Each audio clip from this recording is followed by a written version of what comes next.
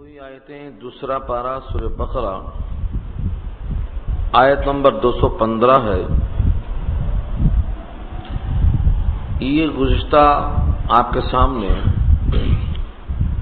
کچھ حصہ اس کا پیش کیا گیا تھا کہ سوال ایک ہے لیکن جواب مختلف ہے، اور یہ حالات پہ اور سائل کی کیفیت پر منحصر ہے۔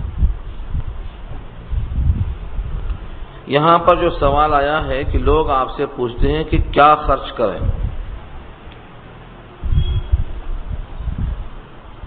بظاہر اتنا ہی سوال ہے کہ کیا خرچ کریں، لیکن جو اس کا شان نزول ہے،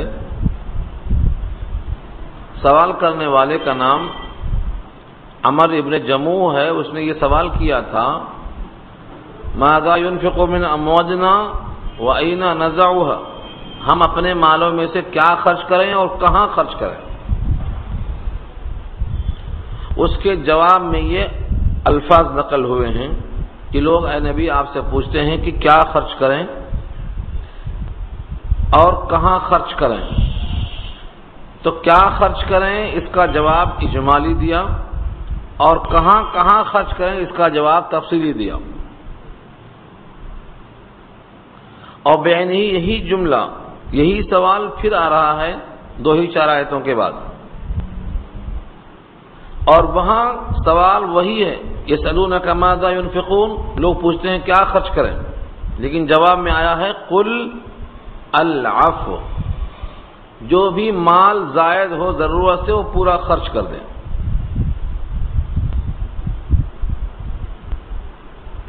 یا مطلب اس کا یہ ہے کہ ضرورت سے زائد مال پہلے اپنی ضرورت کی تکمیل کرنے کے بعد وہ سب کا سب خرچ کر دیں۔ یہ سوالات دونوں مختلف طرف سے آئے ہیں، یہاں کا سوال اور وہاں کا سوال دونوں میں تھوڑا فرق ہے۔ صحابیہ اور صحابہ دونوں کا معمول تھا کہ جب سے اللہ نے ان کو آیت میں منع کر دیا تھا کہ زیادہ سوالات مت کرو، کہیں ایسی بات نازل ہو جائے جو تمہاری دلوں کو تکلیف پہنچے، تمہاری مرضی کے خلاف ہو جائے، تو سوالات پر صحابہ نے بہت زیادہ احتیاط کیا۔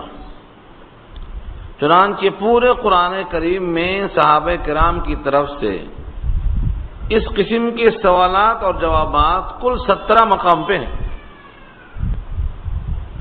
کل 17 مقام پہ ہیں، جن میں سے 7 اسی صورت میں آئیں گے انشاءاللہ، سورہ بقرہ ہی میں، اور سورہ اعراف میں 2 سوال آئیں گے،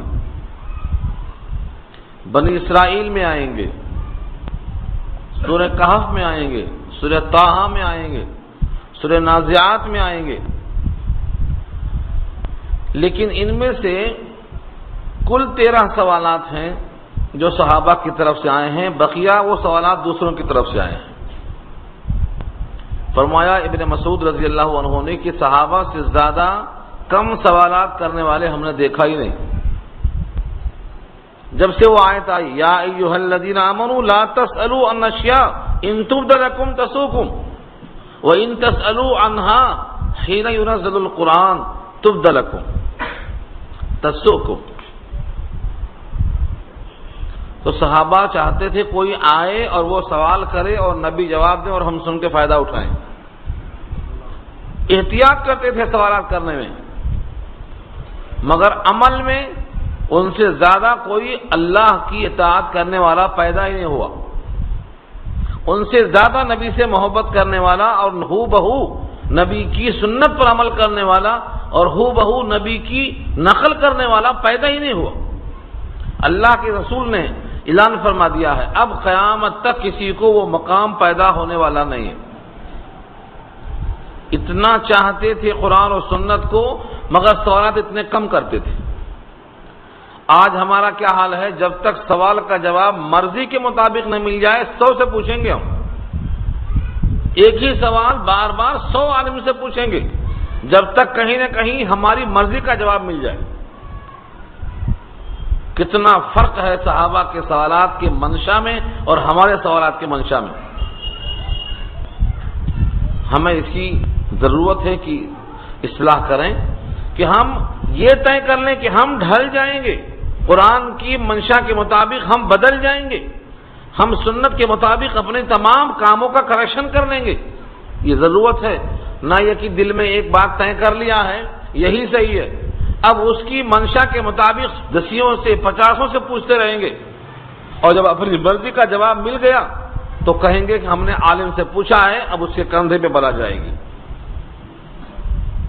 عالم کے کندھے پہ بلا کب جائے گی؟ جب وہ عالم بھی ہو. وہ عالم ہی نہیں جس سے آپ پوچھ رہے ہیں، وہ تو جاہل ہے، اسے قرآن کا علم ہی نہیں ہے، تو اب اس کے کندھے بلا نہیں جائے گی، بلکہ آپ نے جو تلاش کیا ہے اپنی منشا کے مطابق جواب، یہ اس کا ضامن بنے گا. قرآن نے تو یہ کہا ہے کہ جو بات نہیں معلوم وہ قرآن والوں سے پوچھو. فاسألوا اہل الذکر ان کنتم لا تعلمون. اگر تمہیں کوئی بات نہیں معلوم ہے تو کس سے پوچھیں گے؟ اب اہل الذکر کا، قرآن والے جن کو قرآن کا علم ہو، ان سے پوچھو. تم نے کن سے پوچھا؟ جنہیں قرآن نازلہ پڑھنا نہیں آتا صحیح. قرآن کریم کے مطابق عمل کرنا، احکامات جاننا تو سوال کرنا ہے. تو خلاصہ یہ کہ صحابہ سوالات کم کرتے تھے لیکن عمل بڑے حساب سے کرتے تھے، کہیں بھی نبی کی منشا کے خلاف نہیں چلتے تھے. یہاں پر جو سوال کیا ہے اس کے 2 جواب ہیں. سوال کا 2 رخ ہے، ایک تو کتنا خرچ کریں، دوسرے کہاں پر خرچ کریں. پہلے سوال کا جواب کہ کتنا خرچ کریں، اس کا جواب اجمالی دے دیا ہے. وما تفعلوا من خیر، جو کچھ بھی تم کرو گے بھلائی میں سے خرچہ، فإن اللہ بہ علیم، اس کو اللہ جانتے ہیں. اب تم کتنا خرچ کرتے ہو تمہاری حالت، تمہاری ہمت پہ موقوف ہے. تم جو بھی خرچ کریں گے وہ پانی میں نہیں گیا، اللہ کے علم میں ہے. اور کہاں خرچ کریں، اس کا جواب دے دیا کہ اس کے پہلے مستحق تمہارے ماں باپ ہیں، اس کے بعد قرابت دار ہیں، اس کے بعد یتیم اور مسکین اور مسافر ہیں. ان پر تمہیں خرچ کرنا ہے. ان تمام باتوں میں جو قدر مشترک ہے وہ یہ ہے کہ ماں باپ تو زکوٰۃ کے حقدار نہیں ہوتے. ماں کو باپ کو زکوٰۃ لگتی ہی نہیں. یہاں کس نے کہا کہ یہ زکوٰۃ کی رقم کا خرچہ ہے؟ نہیں، یہاں تو زکوٰۃ کا ذکر نہیں ہے. دونوں سوالوں کے جواب میں وہ خرچ ہے جو صدقات نافلہ کہلاتا. صدقات واجبہ ایسا نہیں کہا جائے گا کہ تم جو بھی خرچ کرو گے اللہ کے علم ہے. وہاں تو 2.5% دینا ہی دینا ہے، ہر 100 میں 2.5 روپیہ. وہاں تو اللہ نے متعین کر دیا ہے، یہ 8 مصرف ہیں. سورہ توبہ 10واں پارہ آیت نمبر 60، وہاں مصرف بتا دیا. اور کتنے پہ کتنا خرچ کریں یہ نبی صلی اللہ علیہ وسلم نے واضح کر دیا ہے کہ 7.5 تولہ سونا یا 52 تولہ چاندی یا ان کے برابر تمہارے پاس نقد رقم بچی ہو اور سال گزر جائے تمہاری ملکیت میں تمہاری اصلی حاجتوں کو پورا کرنے کے بعد، تو تم کو 2.5% دینا ہے. وہاں پر جو چاہے خرچ کرو، اللہ کے علم ہے، ایسا نہیں کہا گیا. تو ان آیتوں میں زکوٰۃ نہیں ہے بلکہ صدقات نافلہ ہے. اب معلوم ہوا کہ زکوٰۃ کی رقم انہی کے لیے جائز ہے جن کا ذکر سورہ توبہ میں آ چکا ہے آیت نمبر 60 میں. یہاں صدقہ نافلہ ہے. صدقہ نافلہ ماں باپ کے لیے ہے. ماں باپ پر جو آدمی خرچ کرتا ہے اس کو صدقے کا ثواب ملتا ہے. بیوی پر خرچ کرتا ہے صدقے کا ثواب ملتا ہے. اقربین میں تمام قرابت دار آ گئے جن کا تعلق رحم سے، خاص طور سے الاقرب فالاقرب، ان تمام پر خرچ کرنے سے صدقے کا ثواب ملتا ہے. یہاں تک کہ بیوی کو اگر کوئی آدمی منہ میں لقمہ دیتا ہے تو یہ ثواب صدقے کا اس کو ملتا ہے. بچوں پر جو خرچ کرتا ہے اس کا ثواب صدقے کا ملتا ہے. اگر کسی نے درخت لگا دیا ہے اس کا پھل پرندہ کھاتا ہے صدقے کا ثواب ملتا ہے. کسی نے کھیتی کر دیا زراعت سے کسی جانور کو فائدہ پہنچا ہے صدقے کا ثواب ملتا ہے. تو صدقے کا ثواب کا مطلب یہ ہے آپ کو اس عمل پر اجر ملے گا جو آپ کے ایمان کی تصدیق کرے گا. اس کو صدقے کا اجر بولتے ہیں. صدقہ بنا ہے صدق سے. صدق مانے وہ مال کا حصہ جو آپ کے ایمان کی تصدیق کرنے والا بن جائے. اگر آپ کا اجر پہ اور آپ کا حساب پہ اور آپ کا جنت پہ یقین نہ ہوتا تو یہ مال آپ خرچہ نہ کرتے. یعنی یہ مال خرچ کرنا آپ کے اس عمل کی وجہ سے تصدیق کرنے والا ہے آپ کے ایمان کی. اس کا نام کیا ہے؟ صدقہ. تو صدقہ صدق سے بنا ہے. تو ماں باپ کو نفلی جو بھی آپ کھلائیں گے پلائیں گے صدقے کا ثواب ہے. قرابت داروں کو کھلائیں گے صدقے کا ثواب ہے. یتیم اور مسکین مسافر یہ تین تو زکوٰۃ کے بھی مستحق ہیں اور اس کے بھی مستحق ہیں. کوئی کہے کہ ہمارے پاس زکوٰۃ واجب ہی نہیں ہے تو ہم یتیم کو مسکین کو مسافر کو کہاں سے دیں گے؟ نہیں، وہ صدقات نافلہ کا بھی حقدار ہے، صدقات واجبہ کا بھی حقدار ہے. اگر آپ کے پاس زکوٰۃ کی رقم نہیں ہے، مسافر سامنے کھڑا ہوا ہے تو آپ کہیں گے بھائی ہم پر زکوٰۃ واجب نہیں ہے تم کو ہم کچھ نہیں دے سکیں گے؟ نہیں، اخلاق کا تقاضا یہ ہے کہ جو آج شام میں آپ کو کھانا ہے اس میں سے اسے کھلائیے. مہمان ہے، قرابت دار ہے، یتیم ہے، مسکین ہے، ان تمام پر صدقات نافلہ سے خرچ کرنا ہے. صحابہ کرام کیسا خرچ کرتے تھے؟ فرمایا نبی صلی اللہ علیہ وسلم نے اگر کسی کے پاس 2 آدمی کھانا بنا ہے تو ایک تیسرے کو ساتھ لے کے چلا جائے، 2 میں 3 کھا لیتے. کسی کے پاس کھانا 3 کا بنا ہے تو 2 کو لے کر چلا جائے، یہ 5 کھا سکتے. خود نبی صلی اللہ علیہ وسلم اپنے پاس کبھی 10 آدمی کو لے کے آ جاتے اور کھانا بہت کم لوگوں کا بنا ہے لیکن اللہ اس میں برکت دے دیتے. یہ کر کے بتایا ہے صحابہ کے ساتھ. ایک بار تو 10 مہمان آئے، نبی صلی اللہ علیہ وسلم نے ابو بکر صدیق کے پاس کچھ لوگوں کو بھیج دیا تم ان کو لے کے جاؤ.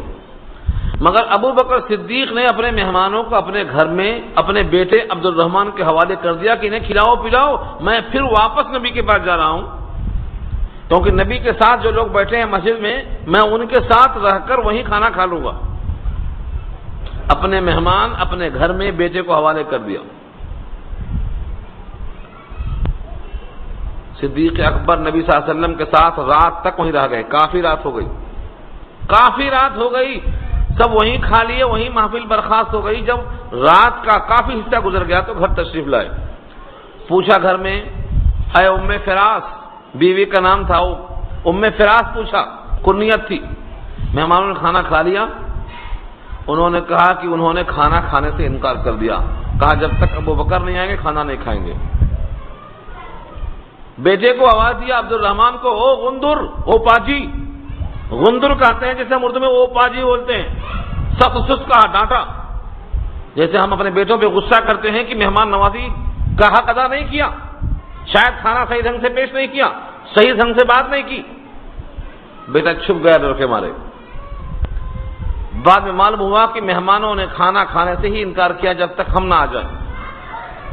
انہوں نے قسم کھا لیا کہ تمہیں ہمارے بغیر کھانا پڑے گا. پھر نبی صلی اللہ علیہ وسلم کے مشورے سے قسم کو توڑ دیا، کفارہ ادا کیا اور مہمانوں کے ساتھ کھانا کھایا. مہمانوں نے جب کھانا کھایا تو جتنا لقمہ اٹھاتے اتنا زمین میں سے وہ لقمہ بڑھ جاتا. اس برتن سے جتنا لقمہ اٹھاتے اتنا اس جگہ سے کھانا بڑھ جاتا. نبی صلی اللہ علیہ وسلم کے مہمان تھے، کھانا کھانے کے بعد جو کا تو کھانا ویسے ہی رکھا رہا، بچ گیا. صدیق اکبر نبی کے پاس وہی کھانا لے کے آ گئے اور فرمایا کہ قسم ہے اس ذات کی جس کے نام کی تاثیر ہے یہ کہ کھانا ختم ہونے والا نہیں ہے، یہ برکت نبی صلی اللہ علیہ وسلم کی طرف سے، مہمانوں کی طرف سے ہے. حضور کے پاس تشریف لے گئے. وہاں پر مہمان پھر آئے جو تقریباً 10 قبیلوں کے سردار تھے یا 7 قبیلوں کے سردار تھے اور ہر ایک کے ساتھ 10 آدمی تھے. اس طرح کم سے کم 100 آدمی تھے. اس کھانے کو کھائے اور سب کے واسطے وہ کافی ہو گیا.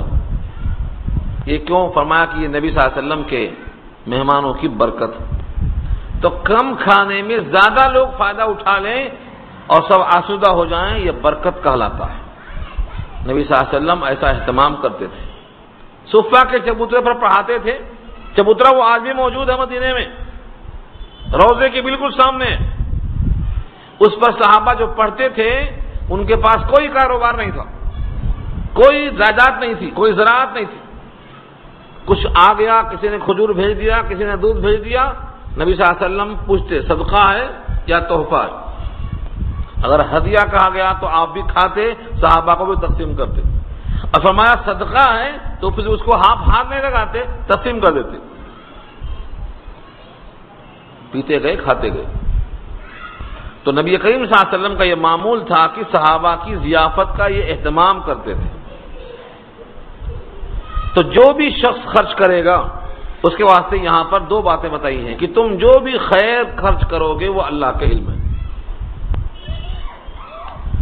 یسألونک ماذا ينفقون، سوال کرتے ہیں کہ وہ کیا خرچ کریں، قل کہہ دیجئے ما انفقتم من خیر، جو کچھ تم نے خرچ کیا خیر میں سے، خیر مانے مال، قرآن میں جگہ جگہ خیر مانے مال، اللہ نے مال کو خیر کہا، خیر کو مال کہا، کیونکہ مال ذریعہ خیر ہے، اس کے بغیر زکوٰۃ نہیں، اس کے بغیر حج نہیں، اس کے بغیر مہمان نوازی نہیں، اس کے بغیر نکاح نہیں، اس کے بغیر دنیا کا کوئی کام نہیں، اس لیے مال کو اللہ نے خیر کہا کیونکہ وہ سبب خیر ہے، اس سے خیر وجود میں آتا ہے۔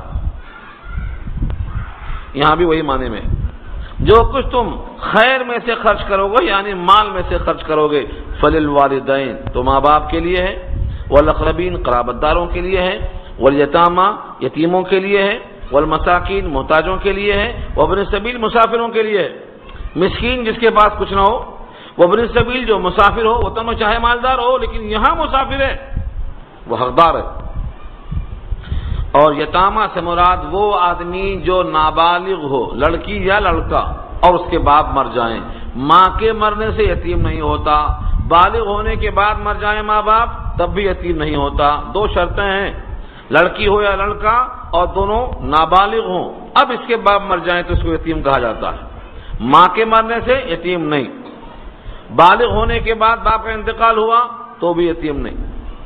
یتیموں کے فضائل بہت ہیں، مختلف آیتوں میں آپ سن چکے ہیں، نبی صلی اللہ علیہ وسلم خود فرماتے ہیں انا وکافل یتیم ہکذا، میں اور یتیم کی پرورش کرنے والا قیامت میں ایسے ہوں گے، قریب قریب ہوں گے، کیونکہ میں بھی یتیم تھا اور جو بھی یتیم کی پرورش کرے گا وہ اس یتیم کے ساتھ میرے ساتھ ہوگا۔ جو بھی تم کچھ خرچ کرو گے اللہ کے علم میں ہے، یہ دوسرے جز کا جواب دے دیا۔ اس مسئلے میں کئی مسائل ہیں۔ نمبر ایک، جو بھی مال آپ کے پاس ہے آپ کا تنہا نہیں ہے، ان لوگوں کا اس میں حق ہے، یہاں خرچ کرنا ہے۔ اور جو اس کے بعد آیت آنے والی ہے کہ لوگ پوچھتے ہیں کیا خرچ کریں، آپ نے کہا جو زائد ہو، قل العفو۔ ابو ذر غفاری فرماتے تھے اس کا مطلب یہ ہوا کہ تمہیں مال رکھنے کا اختیار نہیں ہے، جو بھی ضرورت سے زائد ہے دے دو۔ لیکن جمہور صحابہ نے ان کی رائے سے اختلاف کیا، ان کی رائے تو یہ تھی کہ تمہارے پاس کھا پی کے جو بچ گیا سب دے دو، تم کو رکھنے کا مال اختیار نہیں، واجب ہے کہ دے دو پورا۔ لیکن ابو ذر غفاری کی اس رائے سے صحابہ میں سے بہتوں نے اختلاف کیا۔ جمہور کی رائے یہ ہے کہ اس کا مطلب یہ نہیں ہے، بلکہ اس کا مطلب یہ ہے کہ جب تمہاری ضرورت پوری ہو جائے تب تم نفل خیرات صدقہ دو۔ ایسا نہیں ہے کہ بچوں کو کھانے کو نہیں ہے تم باہر اٹھا دے رہے، بچوں کے پاس کپڑا ہی نہیں ہے تم گھر کی پرواہ ہی نہیں کر رہے، بلکہ پہلے تم پر جو ضروریات زندگی واجب ہیں، مثلا تم پر کسی کا قرضہ ہے، قرض دار پھر رہا ہے تم نفل بانٹ رہے، جب تک تمہارے ذمہ قرضہ ہے تمہیں پہلے قرضے کو ادا کرنا چاہیے نفل خیرات کے مقابلے میں۔ بہت سے لوگ ایسا ہیں فرائض کو چھوڑ کر نوافل کا اہتمام کرتے ہیں، کسی کا اگر آپ کا ذمہ پیسہ باقی ہے تو یہ فرض ہے، اس کو چھوڑ کر نفل خیرات کرنا درست نہیں۔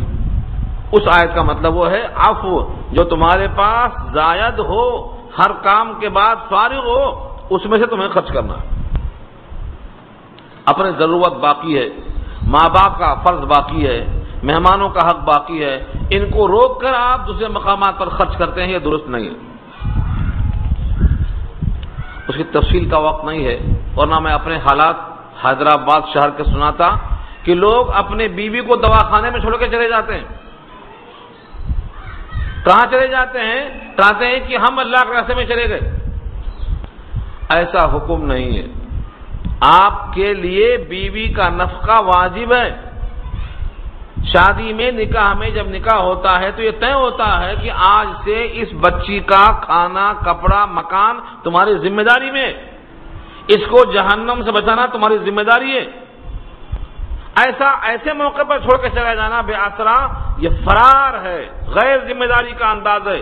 قرآن و حدیث میں اس کی مثال نہیں ملنے والی ہے،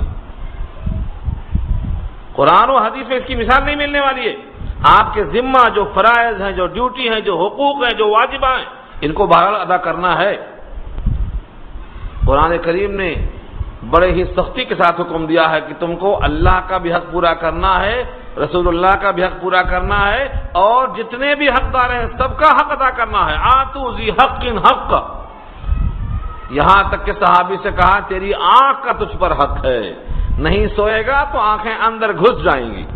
تیری جان کا تجھ پر حق ہے، نہیں کھانا کھائے گا تیرا جسم لاغر اور مریض ہو جائے گا تو۔ ان لنفسک علیک حق ولعینک علیک حق ولزوجک علیک حق، یہ کیوں کہا حضور نے؟ تجھ پر تیری زیارت کرنے والوں کا حق ہے، مطلب جو ملنے والے دوست احباب ہیں ان کا حق ہے، تیری بیوی کا حق ہے، تیری آنکھ کا حق ہے، تیرے جسم کا حق ہے۔ یہ سب کیوں کیا اللہ کے نبی نے؟ اعتدال، توازن، بیلنسنگ کیا اسلام نے۔ ون سائڈ نہیں ہو جانا، پہلی بیوی کچرا میں چلے گی دوسری بیوی آتے ہی، یہ نہیں کہا اسلام نے۔ آپ کو 4 نکاح کا حق دیا ہے، اس کا یہ مطلب نہیں ہے کہ جدید آتے ہی قدیم سے فرار، نئے جب دوست ملتے ہیں پرانے بھول جاتے ہیں، ہوا جب تیز چلتی ہے تو پتے جھوم جاتے ہیں، نئے جب یار ملتے ہیں پرانے بھول جاتے ہیں، یہ اسلام نے سکھا تھا۔ اسلام تو بولتا ہے جن سے دوستی ہے وہ حوض کوثر تک ہونا چاہیے، جنت تک ہونا چاہیے، اور جو دوستی تقوی کی بنیاد پر ہوگی وہ جنت تک باقی رہے گی، اور جو دوستی کسی غلط پر مبنی ہوگی یہ دوستی دشمنی میں تبدیل ہو جائے گی، یہ اللہ کا وعدہ ہے۔ اس لیے بیلنسنگ کرنا، اعتدال، ون سائڈ نہیں ہو جانا۔ اللہ کر لے گا، اللہ کر لے گا، تمہیں کیوں پیدا کیا ہے، تم سے نکاح کیوں کر دیا ہے، تمہارے گھر کیوں بھیجا ہے، تمہارے بچے کیوں پیدا کیا ہے؟ اللہ کر لیتا تو نکاح تم سے کرنے کی کیا ضرورت تھی؟ یہ نبی کا جواب نہیں ہے، یہ صحابہ کا جواب نہیں ہے۔ آپ کو یہ بے اعتدالی نہیں ملے گی اسلام میں، یہ جہالت پر مبنی ہے۔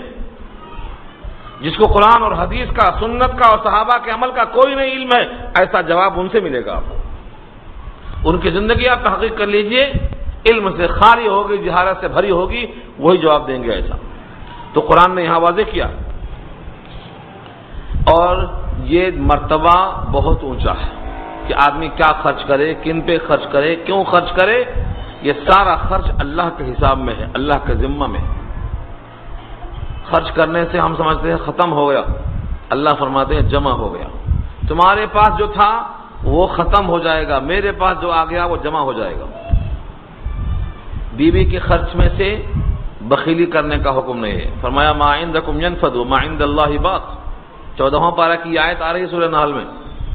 تمہارے پاس جو ہے جمع کر کے رکھے ہو، چھوڑ کے چلے جاؤ گے، یہ فنا ہو جائے گا، لیکن تم نے جو میرے نام پہ خرچ کر دیا ہے یہ میرے پاس محفوظ ہے، ایسے موقع پر تم کو دوں گا کہ تمہیں اس کی حاجت محسوس ہوگی آج سے زیادہ۔ اللہ کے پاس سے کبھی ضائع نہیں ہوگا۔ یہاں تک فرمایا اگر رائی کے دانے کے برابر ہے، سرسوں کے دانے کے برابر ہے، میرے نام پہ تم نے خرچ کیا ہے، میرے پاس جمع کیا ہے، میں اس کو حاضر کروں گا، میں اس کا ضامن ہوں۔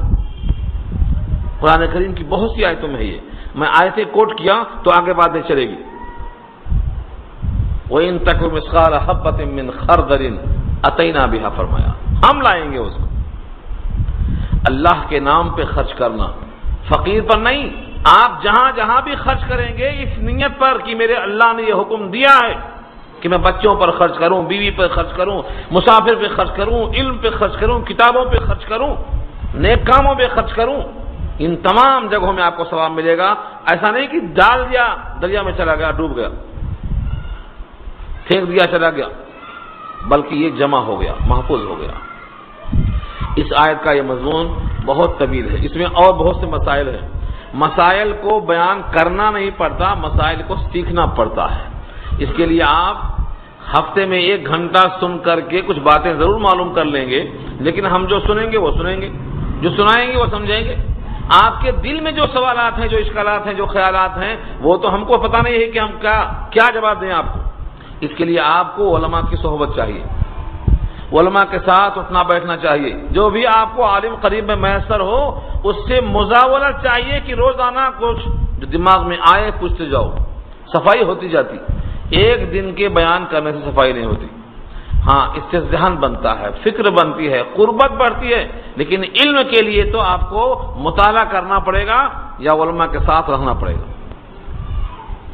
دوسری آیت کا حکم ہے کتب علیکم القتال، یہاں سے جہاد کا حکم شروع ہوتا ہے۔ کتب علیکم القتال، تم پر فرض کیے گئے جہاد۔ قتال قتل کرنا اور قتل ہونا، اسے قتال کہا جاتا ہے۔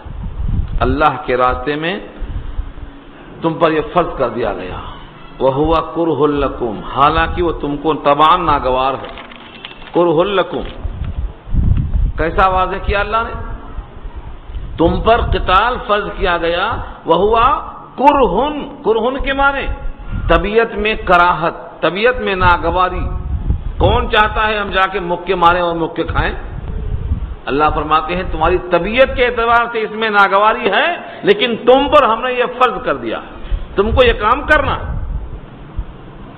اور سنو، تمہاری ناگواری کا فارمولہ سن لو۔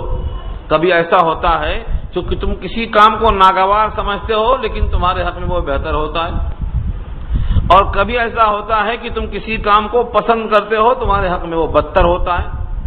اللہ جانتے ہیں، تم نہیں جانتے ہو، لہذا اپنی معلومات پر فخر مت کرو، اللہ کے علم اور اللہ کے حکم پر عمل کرو۔ وَعَسَىٰ أَن تَكْرَهُوا شَيْئًا وَهُوَ خَيْرٌ لَكُمْ وَعَسَىٰ أَن تُحِبُّوا شَيْئًا وَهُوَ شَرٌّ لَكُمْ، یہ ہے تمر۔ عسیٰ مانے بہت ممکن ہے، عسیٰ مانے قریب ہے، ان تکرہوا شیئا کہ تم ناگوار سمجھو، تم پر گرا ہو جائے کچھ بھی، وہو خیر لکم، وہو میں جو واو ہے اس کے معنی حالانکہ، یہ واو حالیہ ہے، حالانکہ وہ تمہارے حق میں بہتر ہے۔ وعسى ان تکرہوا شیئا، اور بہت ممکن ہے کہ تم پسند کرو کسی شے کو، وہو شر لکم، اس حال میں کہ تمہارے حق میں وہ بہتر بدتر ہو، بری طرح ہو جائے، یعنی وہ تمہارے حق میں باعث خرابی ہو۔ واللہ یعلم، اللہ جانتے ہیں، وانتم لا تعلمون، اور تم نہیں جانتے ہو، تمہارا علم ناقص ہے، تمہارا علم محدود ہے، تمہارا علم مستقبل کا نہیں ہے، صرف تمہارے ناک کے سامنے جو معلوم ہے بس۔ اس لیے اللہ کی معلومات پر، اللہ کے احکامات پر عمل کرو۔ یہ آیت قتال میں اس کے شرائط، اس کے فوائد سب تفصیل سے آگے آ رہے ہیں کہ تم سمجھتے ہو کہ اس میں فائدہ کیا ہے؟ فائدہ یہ ہے کہ اللہ کے حکم سے جس طرح مریض کے جسم سے فاسد مادے نکل جاتے ہیں، جہاد اور قتال سے بھی اس زمین پر جو ظالم ہیں ان ظالموں کا ظلم بند ہو جاتا ہے۔ اس لیے تم کو قتال فرض کیا گیا، تمہارے قتال کی بنیاد پر جو ظالمین ہیں ان کا ظلم بند ہو جاتا ہے، جو مفسدین ہیں ان کا فساد بند ہو جاتا ہے، جو حق کے پھیلنے میں رکاوٹ بنتے ہیں ان کا حق سے مانع ہونا بند ہو جاتا ہے۔ حقیقت تو یہ ہے لوگوں، تمہارے واسطے قتال میں حیات ہے، حالانکہ تم اس میں ناگواری محسوس کرتے ہو۔ اس کے بعد ایک سوال کیا گیا ہے کہ اگر قتال کی نوبت اشہر حرم میں آ جائے تو کیا کیا جائے؟ حرام، مسجد حرم میں قتال کی نوبت آ جائے تو کیا کیا جائے؟ سوال ہے۔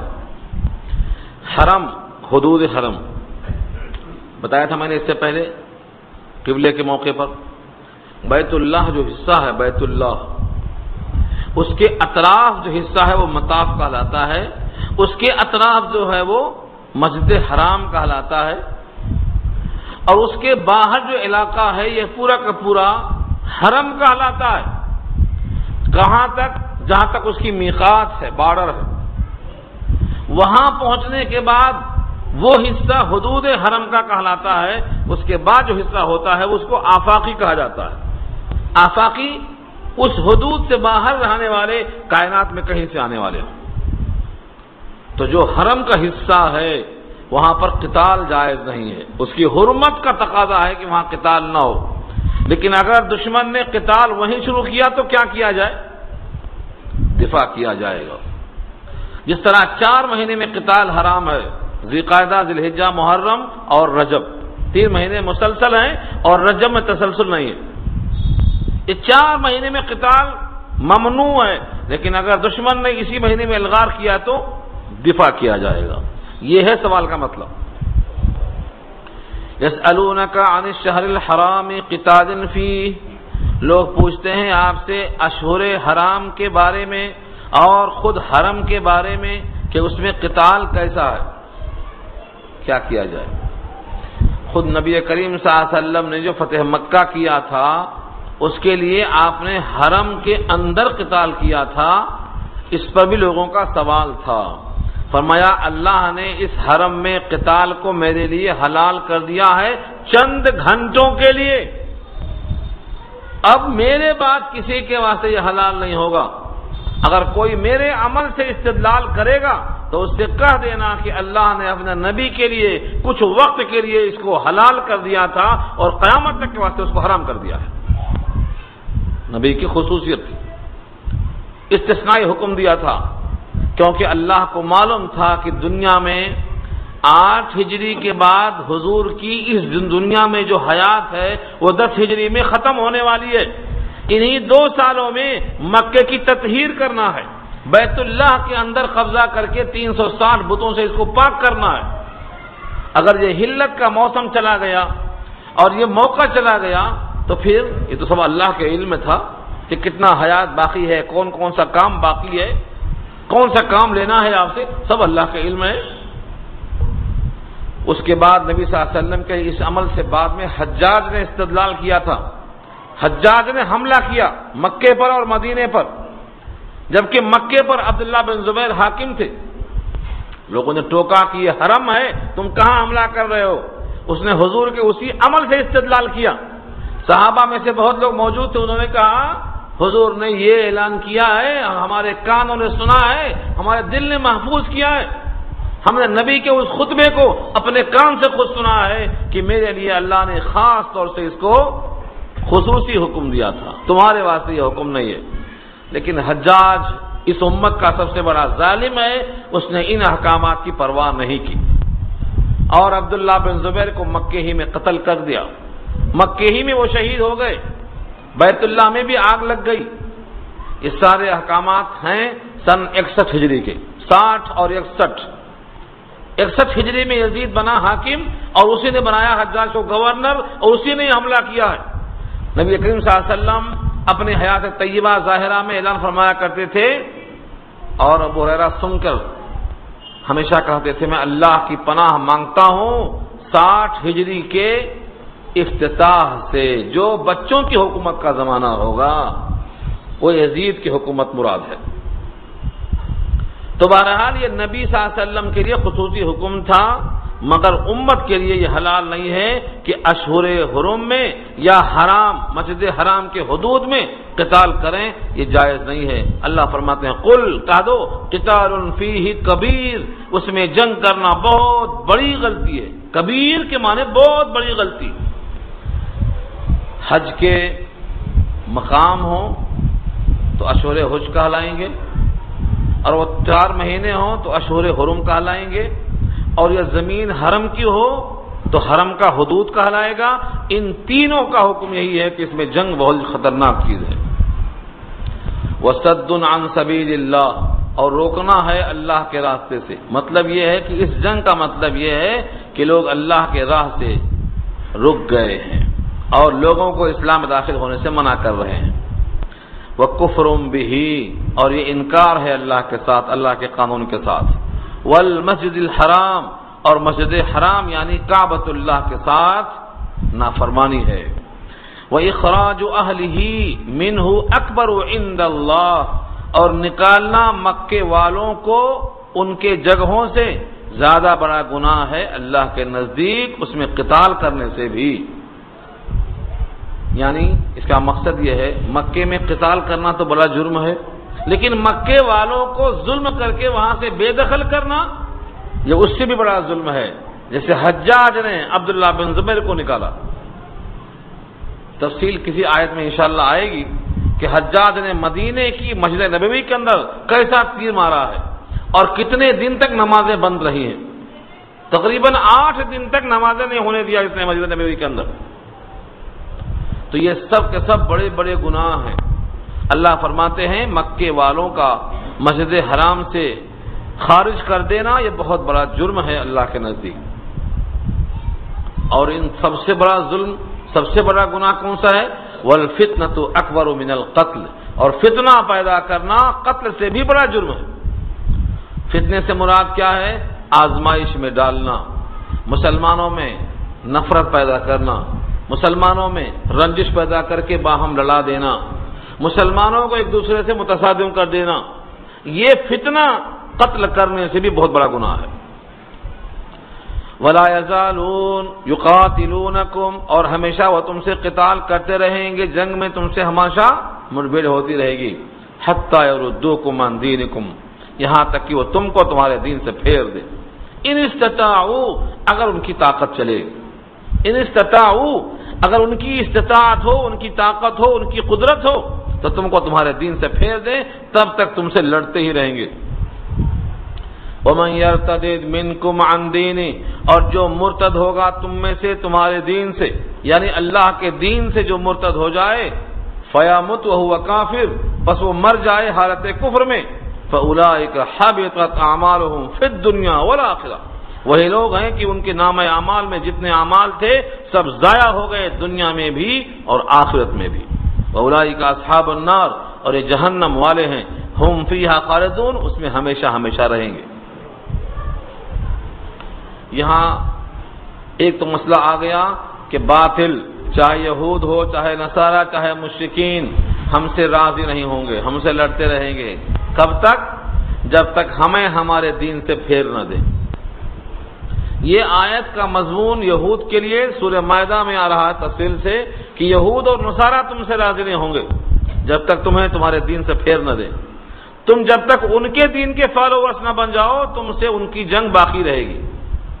پھر بھی مسلمان ان سے دوستی کرنا چاہتا ہے، مسلمانوں کی حکومتیں ان سے دوستی کرنا چاہتی ہیں، مسلمان جن کو اپنا خیرخواہ سمجھتے ہیں ان یہودیوں سے وہ دوستی کرتے ہیں اور معاہدے کرتے ہیں۔ معاہدہ کرنا ہے لیکن مسلمانوں کے خون پر معاہدہ جائز نہیں ہے۔ مسلمانوں کا تحفظ ہو، ایمان والوں کا تحفظ ہو تو معاہدہ جائز ہے۔ حضور نے یہود سے معاہدہ کیا تھا لیکن مسلمانوں کے خون کے تحفظ، مسلمانوں کی عزت کے تحفظ کے ساتھ کیا تھا۔ تم پر حملہ ہوگا باہر سے تو ہم تمہارا ساتھ دیں گے، ہم پر ہوگا تم ہمارا ساتھ دیں گے، یہ معاہدے کی شان رہتی ہے۔ ایک مسلمان کو کاٹ رہا ہے اور پھر یہود سے معاہدہ کر رہا ہے، یہ سراسر قرآن کے خلاف ہے۔ یہود سے معاہدہ، نصارہ سے معاہدہ، مشرکین سے معاہدہ اسی شکل میں جائز ہو سکتا ہے جب مسلمان کے عزت و آبرو، جان اور مال کا تحفظ لازم کیا جائے۔ یہ کون سا اسلام ہے کہ ہمارے ہی ہاتھوں سے ہمارا مسلمان بھائی قتل کیا جا رہا ہے، ذبح کیا جا رہا ہے اور نام دیا گیا ہے کہ ہم صلح کر رہے ہیں؟ قرآن کریم سے یہ لوگ بالکل ناواقف ہیں، نابلد ہیں، یا دنیا کی محبت میں آنکھیں بند کر کے بیٹھے ہیں، جس کی کوئی شکل نہیں۔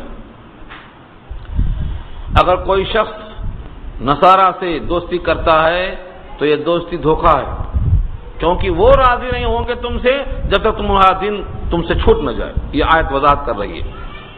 اور جو مرتد ہوگا اس کے سارے اعمال ختم ہو جائیں گے اور وہ خسارے والا میں رہے گا، جہنم میں جانے والا بنے گا۔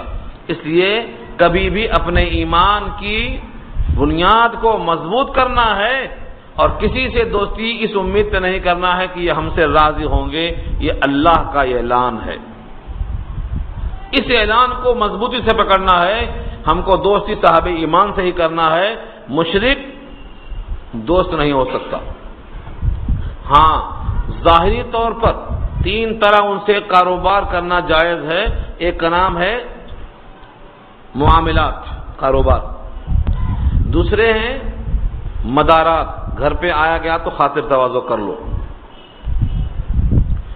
اور مواسات، کوئی بیمار پڑ گیا مر گیا تو غمخواری کر لو۔ غمخواری کرنے کا نام مواسات ہے، کاروبار کا نام معاملات ہے، اور گھر پہ آئے گئے مہمانداری کا نام مزارات ہے. یہ تین جائز ہے. موالات، قلبی تعلق، یہ جائز نہیں، نہ یہود سے، نہ نصارہ سے، نہ مشرکین سے. یہ قرآن کریم میں کئی آیتوں میں انشاءاللہ آپ کو آگے ملے گا. بات مکمل تو نہیں ہوئی لیکن وقت مکمل ہو گیا ہے. انشاءاللہ آیت نمبر 218 سے گفتگو آئندہ ہوگی. دعا کر لیجئے اللہ تعالیٰ عمل کرنا آسان فرمائے.